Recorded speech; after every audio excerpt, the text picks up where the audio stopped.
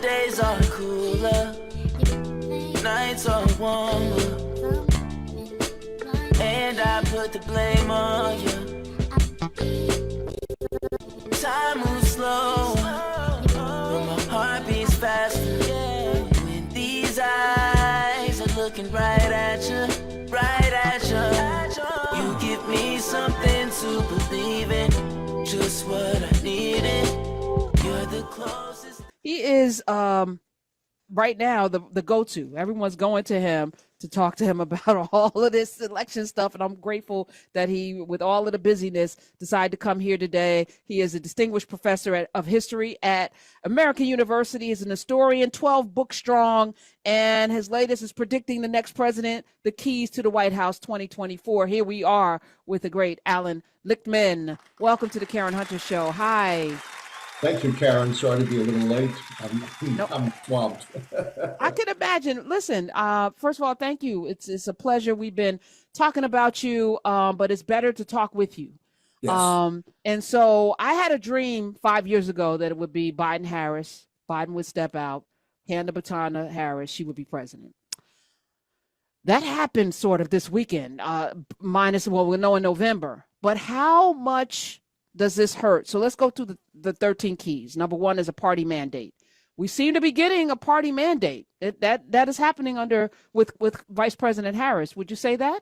No, that's based on 2022 U.S. House elections, and the Democrats lost that one. So that one's false. Okay, so that's off the. Okay, so number one is not in play. Number two, correct. No primary contest, meaning you don't have anyone going up against you. How does this work? Number two, how does number two work?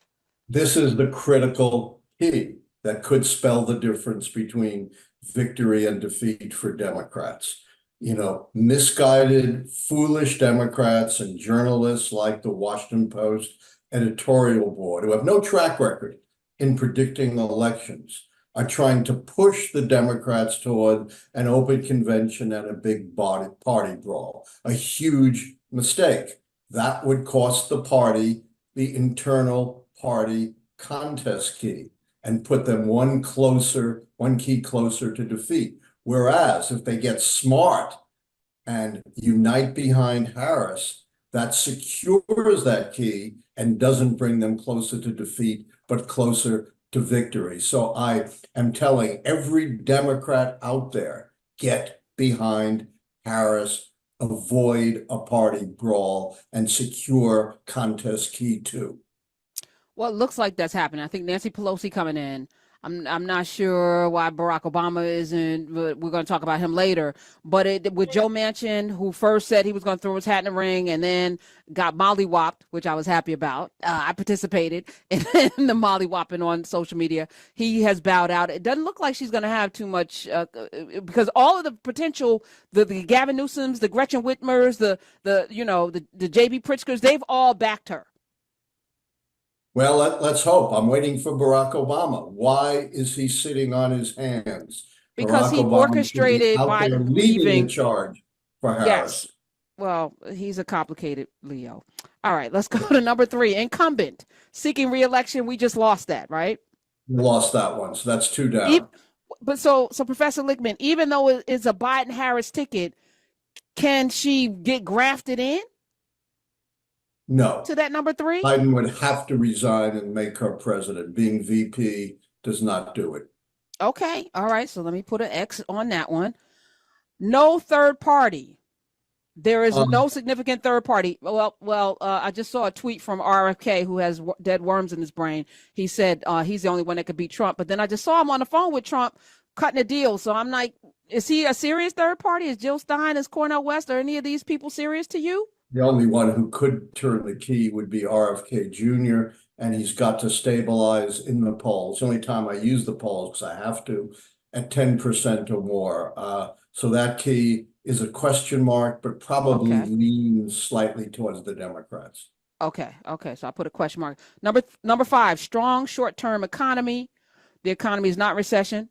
So that's a yes. Economy. That's a yes. Okay. Strong, number six, strong long-term economy. Real per capita economic growth feels like, yes, that's a yes. Yeah. Yes, the stock market is raging. It's done better than it's ever done. Bitcoin was over the weekend, which is wild. It's doing wild stuff as well. This is great. Housing market isn't bubbling. Okay, number 7, major policy change. Major policy change. I've heard you on different programs say that this is a no for the Democrats, but I'm going to challenge I've never you. said that. Okay, It's you've a never said yes that. Okay, for the Democrats. it's a yes Big for the Democrats. changes Okay. from the Trump administration to the Biden administration in almost every realm of policy. Okay. All right. I apologize for my incorrect assessment. Okay. So major policy change number 7 is a yes. No social unrest at 8. Still undecided. Okay, that's a question. Question mark. Because we had that with the Gaza Strip protest on the campuses. That has quelled in the midst of all the other chaos we've had in the last few months. Number 9, no scandal. No scandal. They've been trying to pin a scandal on Biden for 4 years and failed miserably. Okay. Number 10, no foreign or military failure. Uncertain. That's another question. Okay, that's question mark. Question mark. Question mark. Number 11, major foreign or military success. That's another question mark. Question mark. Okay. Because we're looking at Ukraine, we're looking at Israel, which we're somewhat involved with, but not. How do you assess military success or failure in this current climate? Be something that is very splashy. It can't be the day-to-day conduct of diplomacy which the public does not pay attention to. It's got to be something significant and splashy, like the Camp David Accords under Jimmy Carter, or the dispatch of Osama bin Laden in the first term of Barack Obama. That's why right now I have it as a question mark on both of those, but I'm waiting to see if, against all odds and the obstructionism of Netanyahu, that Biden could broker a ceasefire and hostage release in the Middle East and shake up those keys. That remains to be seen. Now, 12, charismatic incumbent. No, clearly this is talking about a once-in-a-generation inspirational candidate like FDR, and the Democrats, that one is false. I'm going to push back. So can we not kind of, because this has never happened before. LBJ, he stepped down. It was a broker convention. It was wild, right? Now we have this where there's literally a baton being handed from the sitting president to his vice president. She's actually very charismatic, Professor Lichtman. No, she doesn't fit the FDR or the Ronald. Remember, she tried to get the Democratic nomination in 2020, and it was a pretty bad failure. Yes. So she is not one of those once-in-a-generation candidates who soars above everybody else. Whatever you may think of her doesn't mean she's not a good candidate. No. I'm gonna say to you, watch. All because right. so let's revisit this. I'm gonna say times dictate how people step into those things that you're talking about. Barack Obama couldn't sell a book until he did that, until he was at the convention. Couldn't sell. His book was out of print. Okay, nobody bought it. Okay, this is one of those where I want to come back to you. All right, so number 13, uncharismatic challenger. Now we can argue with this one too, because I think Trump is uncharismatic, but you think he is a cult leader.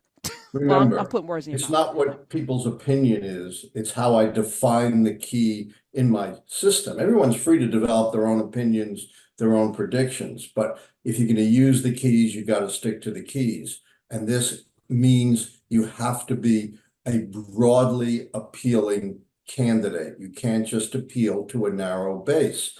Like Right. Ronald Reagan and Franklin Roosevelt were both broadly appealing candidates. They won 6 presidential elections in overwhelming landslides. Donald Trump has been in 2 elections, and he lost the popular vote by a combined 10 million votes. So, there were lots of Reagan Democrats, lots of converts for FDR. I have yet to find many Trump Democrats. So this is actually a yes. This is actually a yes. Yes. Okay. This one is true.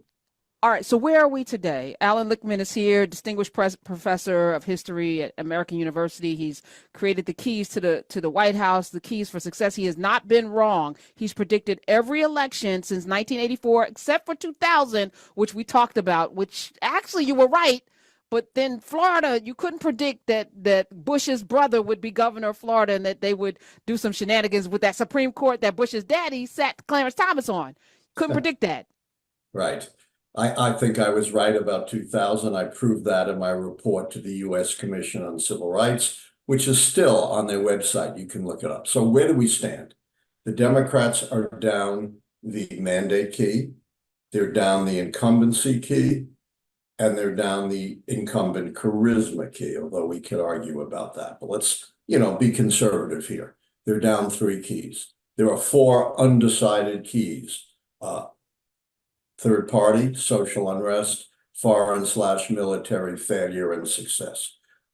Presuming Harris is the consensus nominee, 3 out of 4 of those uncertain keys would have to fall against the Democrats to predict their defeat. Possible, but not highly likely. If the foolish Democrats don't make Harris the consensus nominee and have a party brawl, they're down 4 keys, and only 2 more keys would have to fall to predict their defeat. How many keys do they need to have to predict victory? Well, the way it works is kind of the other way. If fewer than 6 turn against them, it's a predicted victory. That's why I say with 3 keys down, 3 more would have to fall, but with 4 keys down, only 2 more would have to fall. Got you. So it looks good. It looks positive, but I've not made a final prediction. I will make a final prediction after the Democratic convention in late August. Allan Lichtman, when did you become this person that, delved into the interest? When did you become the person to do this? What inspired you to become the key master?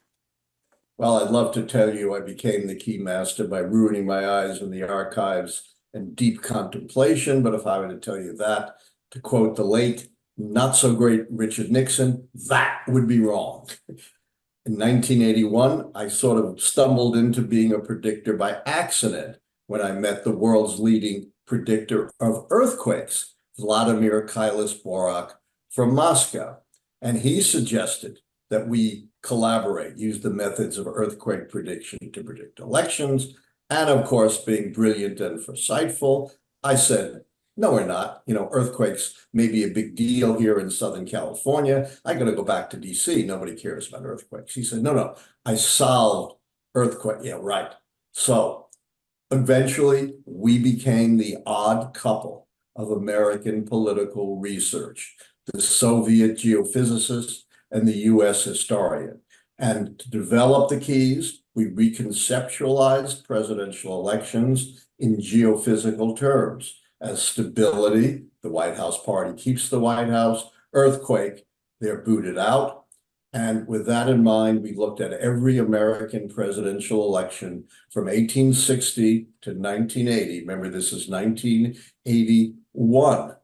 And that analysis was based on, indeed, the methods of pattern recognition that we used in earthquake prediction. And that study is what led to the 13 keys to the White House, which could distinguish between stability and earthquake, and our 6-key decision rule. My days are cooler, nights are warmer, and I put the blame on you. Time moves slow, but my heart beats faster. When these eyes are looking right at you, you give me something to believe in, just what I needed. You're the closest.